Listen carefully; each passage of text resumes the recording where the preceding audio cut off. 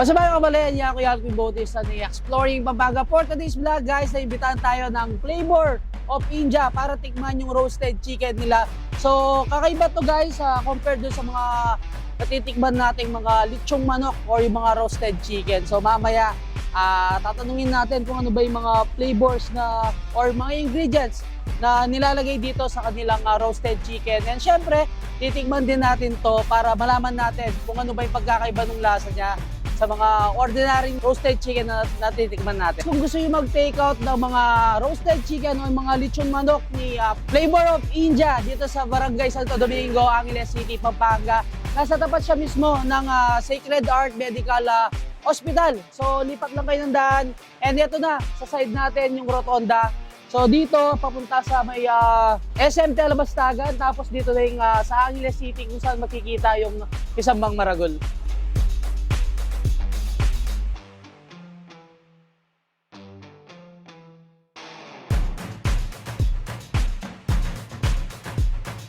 Sakto, nagluluto na sila ng kanilang mga chicken. Mamaya magte-take out na lang tayo.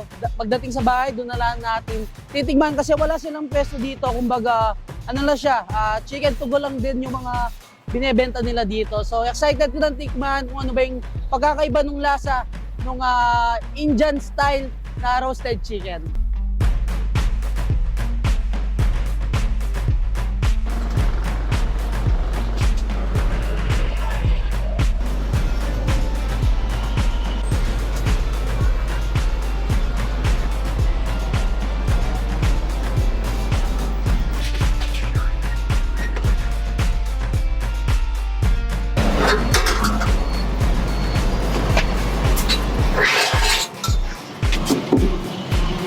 Kitang-kita nyo naman guys kung gaano ka-juicy yung roasted chicken ni Flavor of India dito sa Angeles City, Pampanga.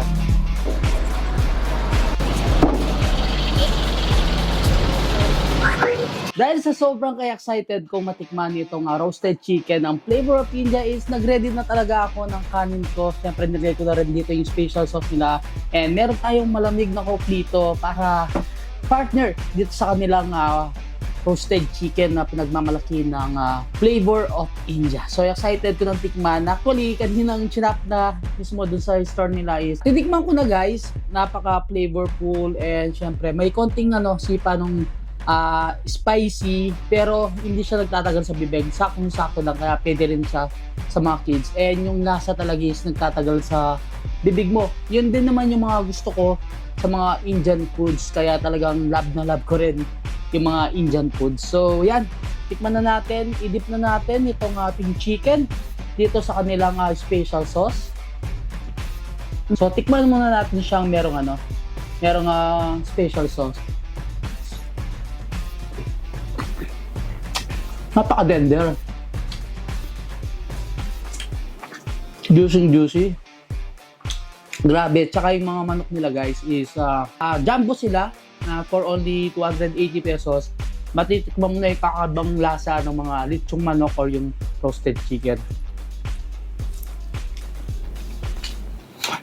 Actually guys, kahit itong manok pa lang hindi mo na kailangan ng edit dito. Pero kung mahilig kayo sa mga Indian foods, for sure magugustuhan nyo itong special sauce nila.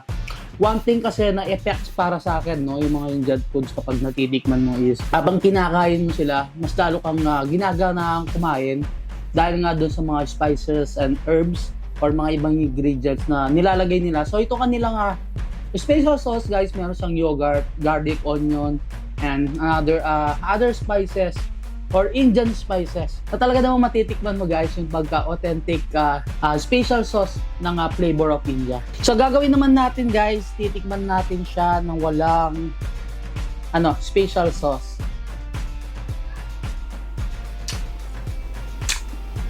Ang sarap. Tapos sobrang linamnam ng chicken nila. And syempre, sabi nga kanina, may konting sipa ng pagka-spicy niya pero hindi nagtatagal sa bibig. And mismong chicken guys is meron din siyang yogurt and then mga ibang spices na nilalagay para mas manuot yung lasa ng mismong chicken nila.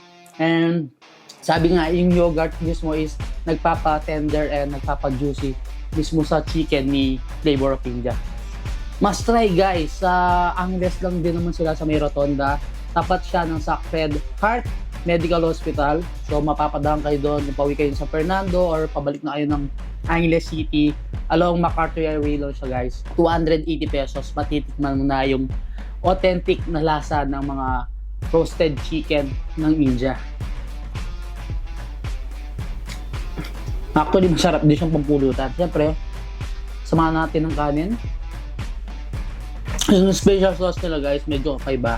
Kaya sabi ko nga kanina, kung mahilig kayo sa Indian food, magugustuhan niyo siya. Pero kung first time yung matitikman, is maninibago yung panlasa niya. Pero yun nga yung effect na sabi ko nga kanina, parang appetizers.